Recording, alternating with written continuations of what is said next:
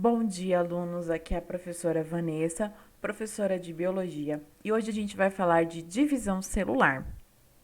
Porém, antes disso, é importante a gente fazer aí uma revisão, no geral, sobre o estudo do núcleo da célula. Bom, então aqui nós temos uma visão básica da célula, né? As partes básicas da célula, núcleo, citoplasma e membrana. Contudo, vocês sabem que a célula não se resume só a isso.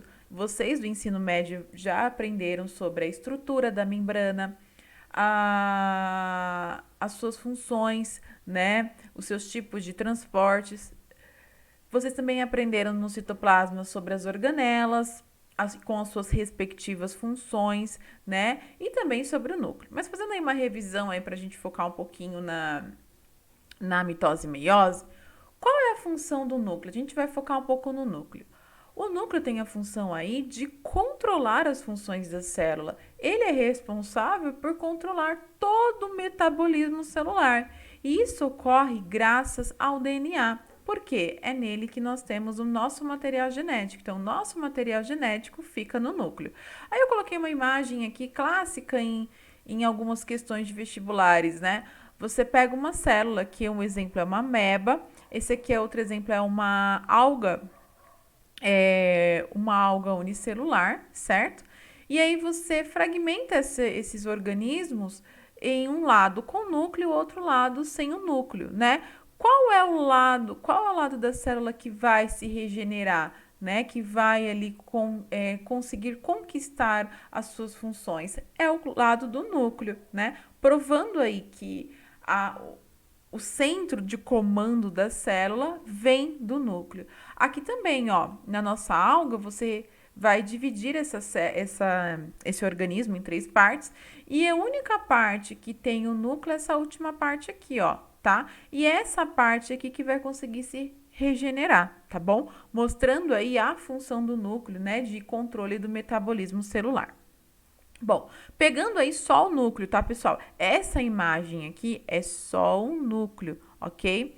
Temos aqui o nucleolo, né? Que tem a função aí de onde eu encontro bastante ribossomo, tá? RNA ribossômico. Então, aqui é uma região muito importante para a formação de proteína, né? Aqui, ó, essa partezinha amarela, eu tenho a cariolinfa. É um análogo aí, não assim, é um análogo mesmo, né, do citoplasma, vamos dizer assim, tá? Então é como se fosse ali uma massa gelatinosa ali do nosso núcleo, ok? E aqui nós temos a carioteca. Lembrando vocês que a carioteca só vai aparecer nos indivíduos eucariontes, tá? Os organismos procariontes não têm a presença da carioteca, que é a membrana nuclear, ok?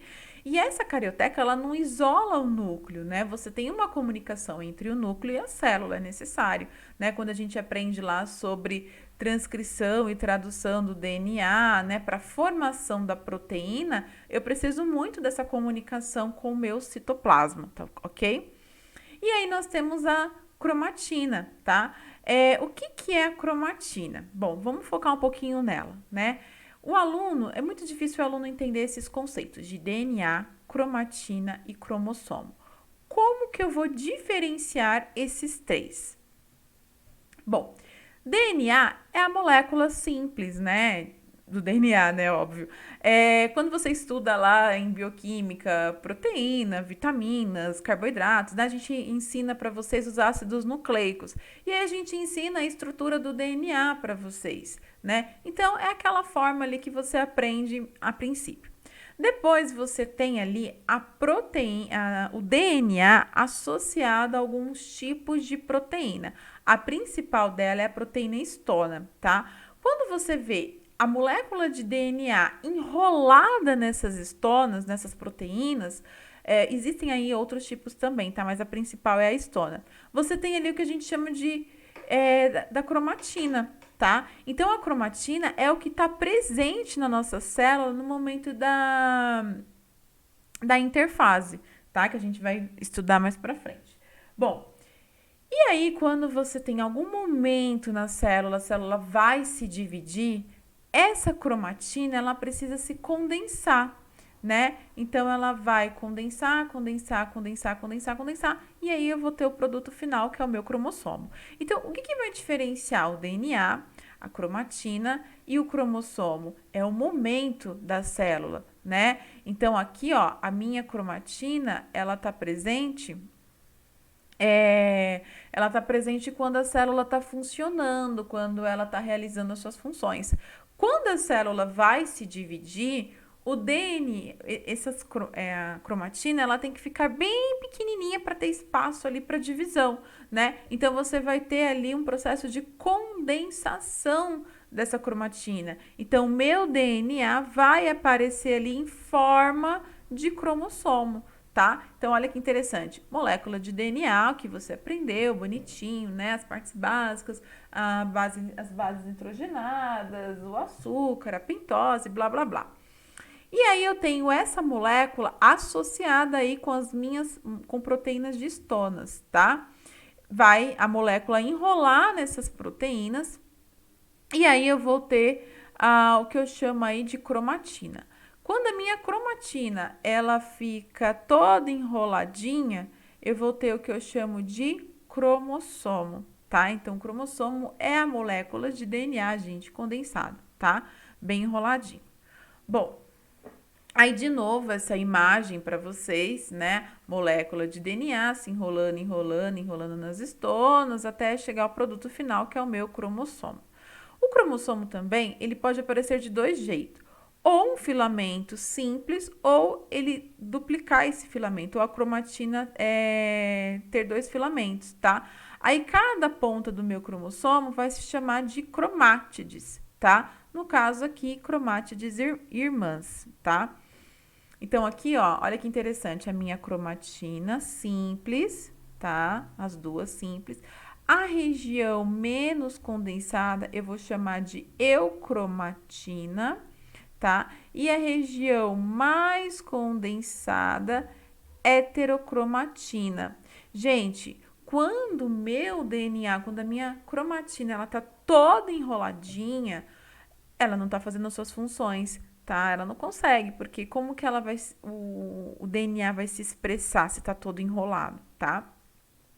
E aí, pessoal, eu tenho aqui, quando você tem uma duplicação, né, igual o cromossomo aqui, ó, cromátide tá se enrolando, e aqui você tem o cromossomo simples, né? Ele tá bem enroladinho, já aparece, a cromatina tá bem enroladinha, já aparece no conceito de cromossomo, tá? E esse cromossomo aqui, ele tá na sua forma simples, tá? Quando ele tem um cromossomo duplicado, cada lado aqui vai se chamar, vai chamar, né, de cromátide, tudo bem? Bom, e aí, pessoal, eu tenho aí o meu cariótipo, né? Então, nós, seres humanos, temos aí 46 cromossomos, ok? Dividido, espalhado aí em 23 pares. Então, aqui, e cada par tem um nome. Qual que é esse nome? Par 1, par 2, par 3, par 4, par 5, par 6, 7 e assim sucessivamente. Nós temos, então, 23 pares. E desses 23 pares, 22 são os pares autossômicos e um par é o par sexual. Então, se você é menino, você é XY. Se você é menina, você é XX. E esses pares de cromossomos, em cada par, né, você tem dois cromossomos, aqui eles estão na forma simples, tá? Ó, ele tá na forma simples. Cada par aqui, veio um lado veio da sua mãe e o outro lado veio do seu pai, tá bom? Então, ó, olha aqui, o par 1. Um par veio da sua mãe e o outro par veio do seu pai, tá? E aí, pessoal, os cromossomos, eles vão se associar de acordo com o seu conteúdo, né? Então, os pares de cromossomo não é aleatório, eles não vão fazer par com outro cromossomo aleatoriamente. Não. Nós temos aí o que a gente chama de cromossomos homólogos. tá? São os cromossomos que vão aí ter o seu conteúdo a mesma coisa, tá? No mesmo gene para definir a mesma coisa e assim eles vão ficar pareados, tá? E aqui, pessoal, o cromossomo sexual é o único que não é homólogo, porque eles não são iguais. Os cromossomos homólogos, eles vão se parear porque ele tem o mesmo formato, o mesmo tamanho e o mesmo conteúdo, né? Tudo bem que você tá vendo meio tortinho, pode parecer que não é a mesma coisa, mas é, tá? E aqui o par sexual não segue essa regra, tá? A regra aqui é, por exemplo, o X sempre vem do seu pai e o X, um X vem sempre da sua mãe, que ela só pode mandar para você X, e o outro X ou Y vem do seu pai, tá? Eles aqui são os únicos cromossomos diferentes que vão ficar pareados. É o par sexual, tudo bem?